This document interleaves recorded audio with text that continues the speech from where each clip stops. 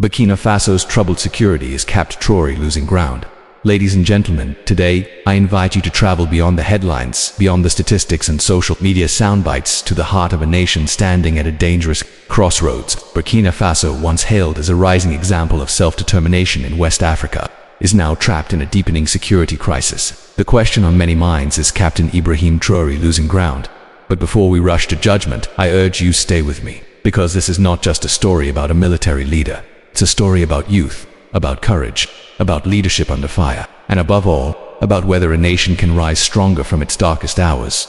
Let's begin. When Captain Traoré seized power, it wasn't just a coup, it was a declaration, a statement to the world that Burkina Faso would no longer bow to chaos or external manipulation.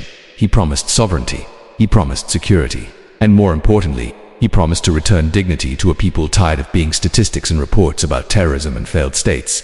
But promises, no matter how sincere, meet resistance when faced with reality. Terror attacks persist, rural areas remain unstable, displacement and fear still plague millions, and yes, critics are asking where is the change. But here's what we must understand. Leadership is not magic, it is not instantaneous transformation, especially not in a country torn by a decade of conflict, global indifference, and regional instability. Traoré's vision may be bold, but boldness alone cannot shield a village from gunfire. Strategy, unity, and time must follow. And this is where you come in. Whether you're a student in Ouagadougou, a worker in Bobo-Dioulasso, or a diaspora member watching from abroad, this struggle is yours too. A nation does not rise through its leader alone. It rises when its people, in their hearts and actions, refuse to accept defeat. Yes, there are missteps, there are doubts. That's the reality of war. But to ask is Traoré losing ground is also to ask, are we standing with him? Are we doing our part? Are we building or just criticizing? In every era of history, nations are tested not by easy times, but by turmoil. And in that turmoil, the true strength of a people is revealed. Burkina Faso's strength will not be measured by speeches or declarations, but by how it endures and overcomes. If Traoré fails, it will not be just his failure, it will be a failure of collective vision, unity, and will. But if he succeeds, it will not be his victory, it will belong to every Burkinab who refused to give up. Ladies and gentlemen, in moments like these, when a nation finds itself caught in the grip of turmoil, when the weight of history presses heavily on the present, and when uncertainty clouds the future, there lies a question that echoes beyond borders. Can courage alone conquer chaos? Burkina Faso, the land of upright men, now walks a tightrope between promise and peril. Its people look toward their leader, Captain Ibrahim Traoré, with eyes full of hope but minds burdened with doubt, and they are asking, in whispers and shouts alike, is he still holding the ground? Or is it slowly slipping away? To understand the urgency of this question, we must begin with the reality on the ground. Reality too many would rather not face. Burkina Faso's security crisis is not simply a matter of rogue gunmen in remote villages. It is the result of a decade-long erosion of state control, the infiltration of extremist networks, the abandonment of rural populations, and a failed global response. Since 2015, terrorist groups have carved up large swaths of the country, launching attacks on civilians, security forces, and public infrastructure. Markets have been emptied, schools shut down, and roads have become death traps. Over 2 million people have been displaced, and entire regions remain inaccessible to government services. This isn't just a crisis, it is a collapse of the social contract. And it has created a vacuum, one filled not only by bullets and fear, but by questions that challenge the very foundation of governance. What good is a flag if the people beneath it cannot sleep in peace? What value does a state have if it cannot protect its most vulnerable? These are the existential issues facing Burkina Faso, and they are not solved by promises alone. Captain Ibrahim Traoré came into power against this backdrop. A young, passionate officer, just 34, when he assumed the presidency, he ignited a spark in a nation desperate for change. Traoré did not ascend through a polished democratic process. He emerged from a turbulent military landscape, seizing leadership with a firm promise to reclaim sovereignty, restore security, and redefine the Burkinab identity.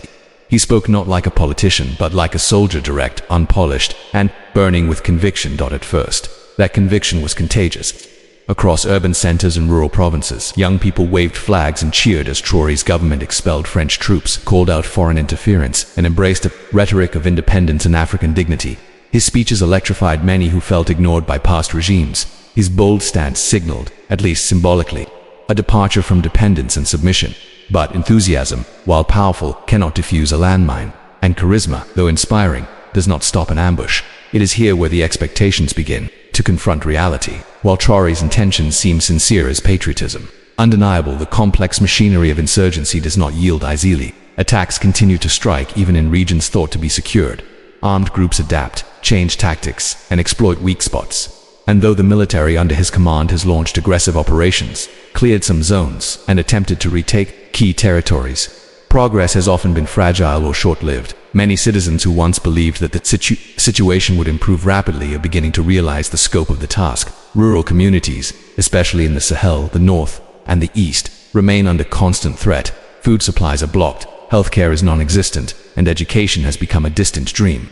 In some areas, parents now measure their children's future not in grades or dreams, but in days of survival. And they are asking, in despair, where is the protection we were promised? Yet, the story is not as simple as success or failure. Traoré's leadership exists in a war zone, and war is never linear. His administration faces a unique dilemma: how to maintain national morale while confronting an enemy that hides, strikes, and disappears. How to keep hope alive when daily life is a battlefield. The very institutions that are supposed to deliver basic services are under siege physically, economically, and psychologically. The security forces are stretched thin, the administrative systems are overburdened, and international alliances have shifted or vanished. In the face of all this, what does leadership mean? This brings us to a deeper, more universal reflection: the pressure of youthful leadership under fire. It is easy to praise young leaders for their energy, their vision, their modern approach. But what happens when that youth is tested in the furnace of armed conflict? What happens when idealism meets insurgency? Ibrahim Traoré is not only the youngest leader in Africa, he is among the youngest on earth. In many ways, he symbolizes the generational hunger across the continent for change, agency, and respect. His rise inspired a sense of ownership among Africa's youth who have long felt that their futures were being decided by foreign powers or aging elites. His words, filled with defiance and resolve, gave voice to a generation that is tired of waiting for a better future. But inspiration must evolve into institution. It must become policy, structure, and measurable results. And this is where the challenge intensifies. Traoré is learning, in real time, that leadership is not only about taking power, it's about holding it responsibly, defending it under fire, and transforming it into protection and progress for the people.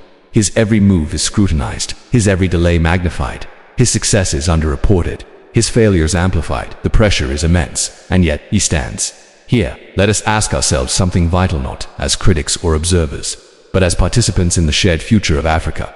What are we doing to support our leaders when they are genuinely trying to change the system? Are we giving them the time, the tools, and the trust they need? Or are we demanding perfection in the middle of war?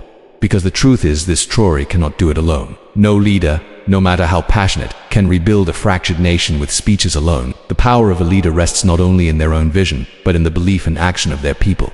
And belief, real belief, is not passive, it must, but be active. It must be rooted in sacrifice, in unity, and in an unwavering commitment to nationhood. Even when things are far from ideal, we often say we want leaders who listen, but how often do we listen to them?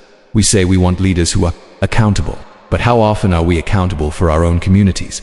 Security is not only the job of soldiers, it is a culture. It is built by watchful citizens, united neighborhoods, honest dialogues, and shared sacrifice. This is the deeper layer of the struggle in Burkina Faso, to not only fight the enemy at the gates, but to strengthen the foundation within. And gentlemen, understand this: what is happening in Burkina Faso is not isolated. It is a symbol of the deeper, broader battle across the continent.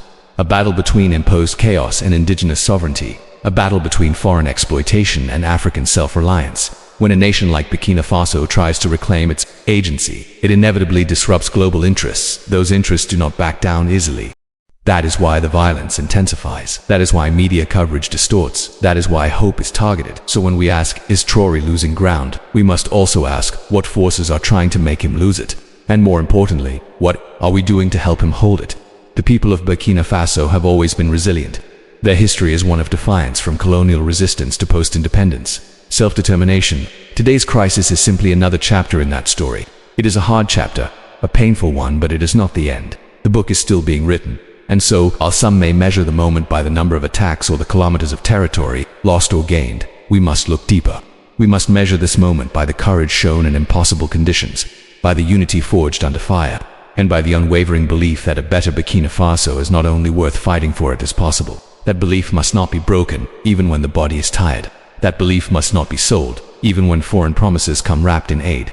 That belief must not be delayed, even when the road ahead is long and filled with loss. The battle is not only on the front lines, it is in our minds, our homes, and our hearts. The choice before us is clear. Continue to doubt, divide, and disengage, or rise, reflect, and rebuild. Ladies and gentlemen, as we continue this vital reflection on Burkina Faso's struggle, it becomes necessary to turn our attention not only to the leadership at the top, but to the energy and emotion that ripple through its people. In the shadow of conflict, the true heartbeat of any nation is revealed, not just in the corridors of power, but in the streets, the villages, the homes, and the spirit of ordinary citizens who carry an extraordinary burden. In this moment of doubt and difficulty, one must ask, what is the national sentiment today? Does the population still believe in the vision they once cheered for, or has the weight of insecurity begun to crack the foundation of popular support? When Captain Ibrahim Traoré assumed leadership, the crowds that welcomed him did not do so blindly. They rallied because they were tired of broken promises, tired of foreign military partnerships that produced no peace, and tired of a revolving door of leaders who failed to restore dignity and stability. For many, Traoré was not just a new president. He was the embodiment of a renewed national identity, young, bold, and unapologetically rooted in a desire to stand tall without external strings attached. That kind of leadership, especially in a post-colonial context, stirred powerful emotions. It reawakened dreams that had long been dormant. But as the months have unfolded, the enthusiasm of the people has had to wrestle with the harsh reality of sustained violence and economic hardship. It is here, in this clash between belief and experience, where popular support becomes both a gift and a test. The people want results, and they deserve them. Yet, results in counterinsurgency are slow, complex, and often invisible. A village protected today may fall tomorrow. A school reopened may shut down again weeks later. Trust becomes fragile, expectations rise faster than institutions can respond, and frustration begins to settle in. Still, even in this atmosphere of uncertainty, support for Traoré remains strong in many quarters. Why? Because beyond the pain, many citizens still recognize the sincerity in his mission. They see in him not just a politician, but someone who has put himself on the front lines literally and symbolically. There's a sense that he hasn't abandoned the people, that he speaks their language, that he feels their suffering. This connection, though challenged, remains one of his most powerful assets. It buys time, not indefinitely, but enough to keep the national conversation centered on resilience rather than resignation. Yet this support is conditional. It demands responsiveness. It demands that promises be backed by plans, that rhetoric lead to results, and that victories, however small, are communicated and shared. Because people will endure hardship, but only if they believe it leads somewhere meaningful.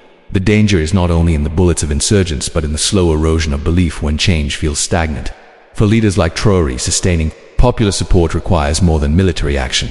It requires a narrative of progress, however incremental, and the consistent involvement of the people in shaping their future. And that brings us to a powerful truth. Leadership is not a solo act, especially not in times like these. The success or failure of a national project like the one Burkina Faso is undergoing depends on something far greater than one man's will.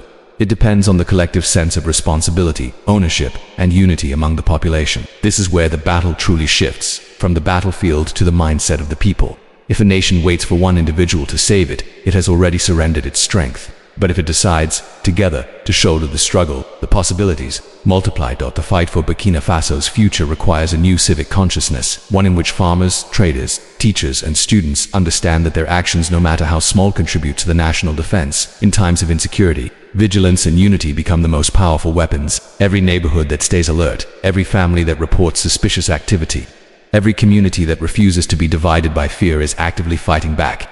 The truth is, national security starts not at military headquarters but in the hearts and habits of citizens.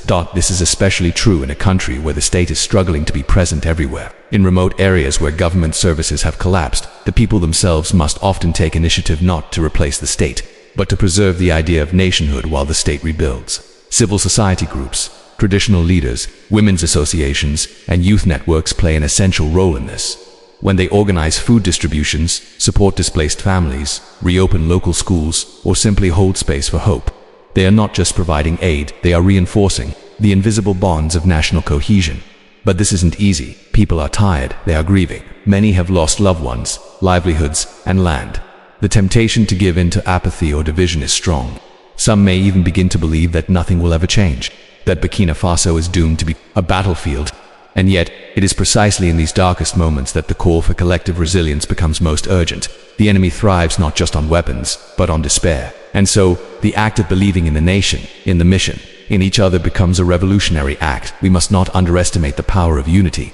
It has changed history before. Burkina Faso's own past is rich with moments where the people, not the politicians, drove transformation.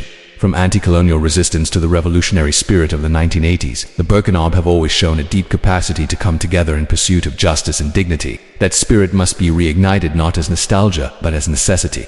In every village meeting, every youth dialogue, every grassroots initiative, there lies the potential to rebuild the country from the bottom up. However, to fully appreciate the magnitude of what Burkina Faso is facing, we must zoom out even further, because what is unfolding here is not isolated. It is deeply intertwined with the broader continental struggle for true sovereignty. Across Africa, nations are confronting the limits of post-independence systems. They are questioning economic dependencies, rethinking foreign partnerships, and confronting the uncomfortable truth that political independence has not always translated into meaningful freedom.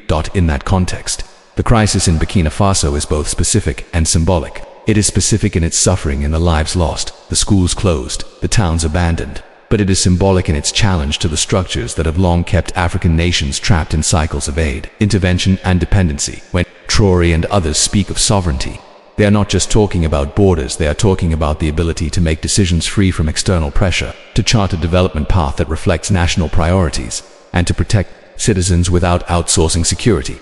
But that dream is under siege, not only by terrorists with guns, but by a global order that often punishes those who choose independence. Countries that reject foreign influence are frequently isolated economically, criticized diplomatically, and destabilized covertly. And so, the struggle becomes doubly hard.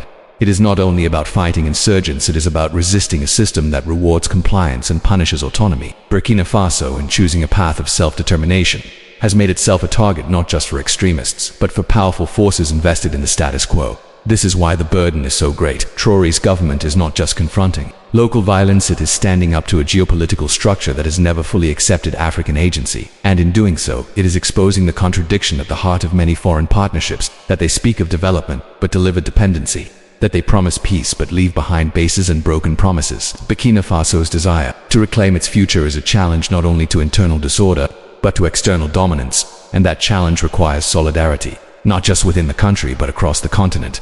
African nations must begin to see each other not as competitors for aid, but as allies in a shared journey toward true liberation.